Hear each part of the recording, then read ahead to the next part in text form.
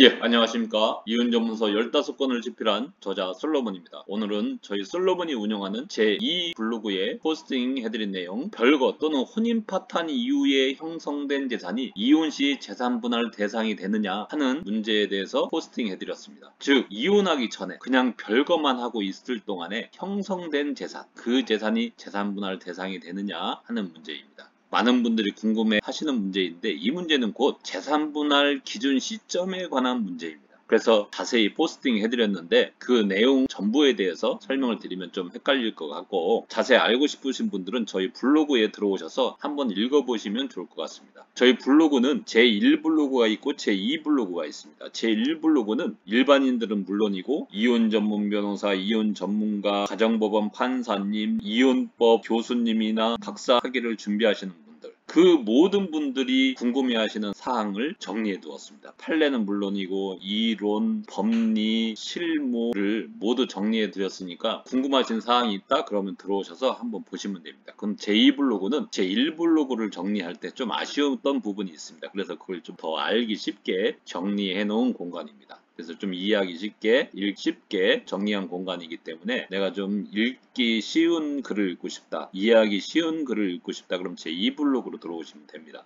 그런데 찾아보니까 없다 그러면은 제2블로그로 들어오셔서 보시면 됩니다. 제2블로그에는 이혼에 관계된 것은 없는 정보가 없다 이렇게 생각하시면 됩니다. 들어오셔서 한번 보시면 이혼을 준비하시는데 많은 도움이 되실 겁니다. 자, 그럼 오늘의 주제인 재산분할 기준 시점에 대해서 설명을 드리도록 하겠습니다. 자, 재산분할 기준 시점은 원칙과 예외가 있습니다. 원칙은 무엇이냐? 재산분할을 정하는 기준 시점, 그 원칙은 어떻게 되느냐? 협의 이혼인 경우에는 이혼 시, 즉 이혼 신고를 한 날입니다. 그리고 조정 이혼인 경우에는 조정이 성립된 날, 즉 조정조서를 작성한 날이죠. 근데 소송 이혼인 경우에는 언제냐? 판결을 한 날 아닙니다. 사실심 변론 종결 시점입니다. 사실심 변론 종결 시점 하니까 좀 어렵죠? 여기서 사실심 변론 종결을 할 때 사실심은 무엇을 말하느냐? 우리는 1심, 2심, 3심, 3심제죠. 근데 그 중에서 1심과 2심은 법률 요건 사실을 판단하는 사실심입니다. 그리고 대법원, 즉 상고심은 1심, 2심에서 법원이 판단을 함에 있어서 법률에 위반된 사안이 있는지 없는지를 판단하는 법률심이죠. 그래서 1, 2심은 사실심, 3심, 즉 대법원심은 법률심이다 라고 생각하시면 됩니다. 자, 그렇기 때문에 사실심 변론 종결이 기준이 되기 때문에 예컨대 1심 판결로 종결이 되었다. 그러면 1심 변론 종결 시점이 되죠. 근데 2심 판결로 종결이 됐다? 그러면 2심 판결 종결이 되죠. 근데 3심 대법원 판결로 종결이 되었다? 그러면 대법원 법률심 변론 종결 시점이냐? 아니다. 한 칸 내려와서 항소심 2심 변론 종결 시점 기준으로 정한다. 이렇게 생각하시면 됩니다. 여기서 단 한 가지 예외가 있습니다. 이혼하기 전 또는 변론 종결 전에 별거를 했거나 아니면 혼인 파탄이 이미 났다. 그러면 변론 종결 시나 이혼 시점을 기준으로 하는 것이 아니고 별거를 시작한 시점 또는 파탄이 난 시점을 기준으로 합니다.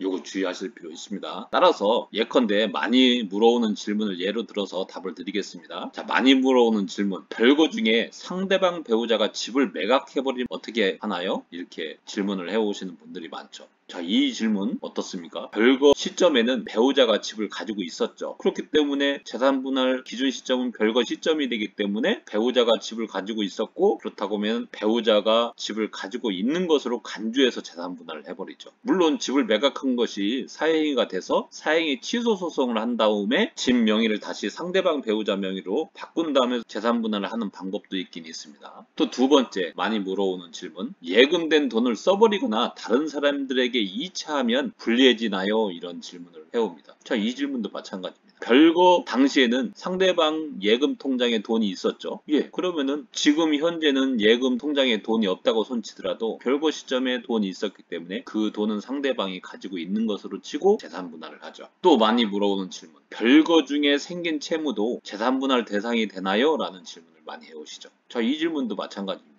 별거 시점엔 채무가 있었습니까? 없었습니까? 채무가 없었죠. 채무는 별거 이후에 생긴 채무 아닙니까? 자, 그러니까 별거 당시, 별거 시점에는 채무가 없었기 때문에 상대방 배우자가 채무가 없었던 것으로 간주해서 재산분할을 하죠. 따라서 그 채무는 재산분할 대상이 되지 않기 때문에 상대방 배우자가 일방적으로 변제해야 하는 채무에 불과한 것입니다.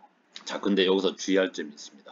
이처럼 재산분할 대상이 되는 재산을 정할 때에는 시점이 왔다 갔다 하죠. 원칙은 변론 종결시, 이혼시이지만 별거나 혼인 파탄이 이미 났다고 하면 그 시점을 기준으로 한다. 이렇게 정리를 해드렸죠. 자, 그런데 대상이 되는 재산의 가액을 정할 때는 어떻게 되느냐. 그때는 무조건 협의이혼인 경우에는 이혼 시점, 즉 이혼 신고를 한 날, 그리고 소송이 이혼인 경우에는 사실심 변론 종결시를 기준으로 하죠. 자, 그렇기 때문에 예를 들면 별거할 때는 집이 1억이었어요. 근데 10년 별거하고 이혼을 하려고 하니까 이게 20억이 갑니다. 그러면은 1억을 기준으로 재산 분할할 것이냐, 20억을 기준으로 할 것이냐. 항상 20억입니다. 변론 종결 시 또는 이혼 시점을 기준으로 재산 분할을 한다는 점을 유의하셔야 될 것 같습니다. 자, 그러면 다음 시간에는 더 좋은 정보를 가지고 찾아뵙도록 하겠습니다. 감사합니다.